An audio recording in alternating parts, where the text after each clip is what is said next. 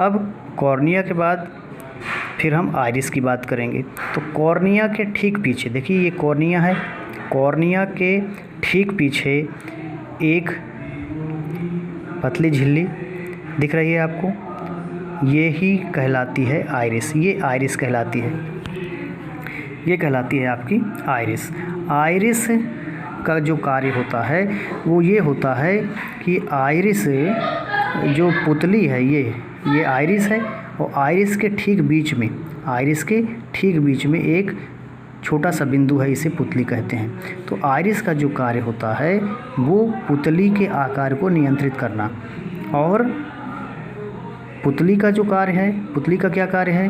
पुतली का कार्य यह है कि प्रकाश को नेत्र के अंदर ले जाना, प्रकाश को नेत्र लेंस से होकर रेटिना तक पहुंचाना। तो पूछा जाता है कि मानव नेत्र में जो है वो पुतली का क्या कार्य है? तो पुतली जो है वो मानव नेत्र में प्रकाश की मात्रा को नियंत्रित करती है। यानी मानव नेत्र को कितने प्रकाश की आवश्यकता होती है, उतना ही प्रकाश ये नेत्र लेंस के माध्यम से रेटिना तक पहुंचाती है। इस पुतली को नेत्र तारा भी कहते हैं। और जो ये आइरिस है, इस आइरिस को हम दूसरे नाम परितारिका के नाम से भी जानते हैं। अब इसके बाद बात आती है नेत्र लेंस की। इसके बाद क्या बात आती है? नेत्र लेंस की।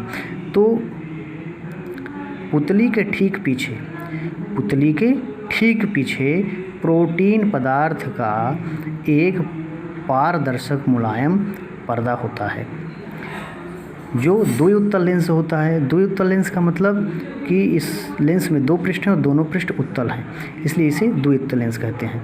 इसका जो अपवर्तनांक होता है वो 1.44 होता है। सर्वप्रथम प्रकाश कॉर्निया में आया, कॉर्निया से होकर पुतली में गया और पुतली से फिर नेत्र लेंस में गया। अब ये नेत्र लेंस अभिसारी प्रकृति का होता है, यानी यहाँ से सारी किरणें क्या होंगी? यहाँ से सारी किरणें निकलेंगी और रेटिना के किसी एक बिंदु पर क्या होंगी? फोकस होंगी। इसकी प्रकृति पूछी जाती है कि नेत्र लेंस किस प्रकृति का होता है? तो नेत्र लेंस जो होता है वो अभिसारी प्रकृति का होता है। इसके बाद रेटिना, ये जो नीले कलर की सर्किल दिख रहा है ये है रेटिना। तो रेटिना को कैसे परिभाषित करेंगे? रक्तक पटल के ठीक नीचे और नेत्र के सबसे भीतरी भाग पर, रक्तक पटल के ठीक नीचे और नेत्र के ठीक आंतरिक भाग पर एक पारदर्शी झिल्ली होती है।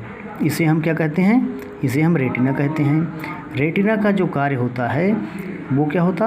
प्रतिबिंब बनाने का। अब नेत्र लेंस ने प्रकाश को यहाँ से ट्रांसफ़र किया रेटिना पर, तो नेत्र लेंस से जो प्रतिबिंब बनता है रेटिना पर वो उल्टा बनता है, वास्तविक बनता है और वस्तु से छोटा बनता है। ठीक है ना? इसके बाद यहाँ प्रकाश आने के बाद प्रतिबिंब उल्टा बना।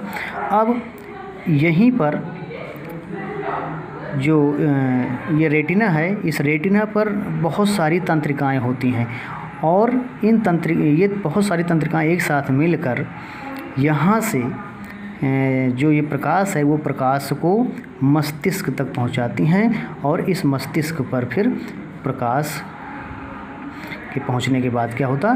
प्रतिबिंब सीधा दिखाई देने लगता है, सीधा प्रतिबिंब है। यानी रेटिना पर उल्टा प्रतिबिंब बनता है और तंत्रिका दृष्ट नाड़ियाँ या दृष्ट तंत्रिकाओं के द्वारा मस्तिष्क पर जो प्रकाश पहुंचता है उस पर वहाँ पर क्या होता? सीधा प्रतिबिंब बनता है। इसके बाद यहाँ देखिए, ये एक द्रव टाइप का दिख रहा है, इसे हम जलीय द्रव कहते हैं। अब ये है आपका कॉर्निया और ये है आपका आइरिस। तो कॉर्निया और आइरिस के बीच में, कॉर्निया और आइरिस के बीच में एक तरल पदार्थ होता है जिसे हम जलीय द्रव कहते हैं। इसी को आंसू द्रव भी कहते हैं। इसी को आंसू, जो नेत्रों से आंसू निकलता है वो इसी द्रव को कहते हैं। ये इसका स्वाद जो होता है वो नमकीन होता है, उसका स्वाद जो होता है वो नमकीन होता है। अब यहाँ पर पलकें होती हैं, पलकों के ठीक नीचे एक अश्रुग्रंथि होती है। तो सवाल अगर पूछा जाता है कि आंसू का निर्माण कहाँ होता है नेत्र में, तो अश्रुग्रंथि में होता है। किस ग्रंथि में होता है? अश्रुग्रंथि में। तो ये जो द्रव होता है ये जलीय द्रव कहलाता है, यानी कॉर्निया और आइरिस के बीच में नमकीन स्वाद का एक तरल पदार्थ होता है जिसे जलीय द्रव कहते हैं। और जो ये जलीय द्रव जहाँ पर भरा होता है इस भाग को हम नेत्रोद कहते हैं। तो अगर नेत्रोद को परिभाषित करना हो तो क्या कहेंगे कि कॉर्निया और आइरिस के बीच का जो भाग है जहाँ पर जलीय द्रव पाया जाता है उसे हम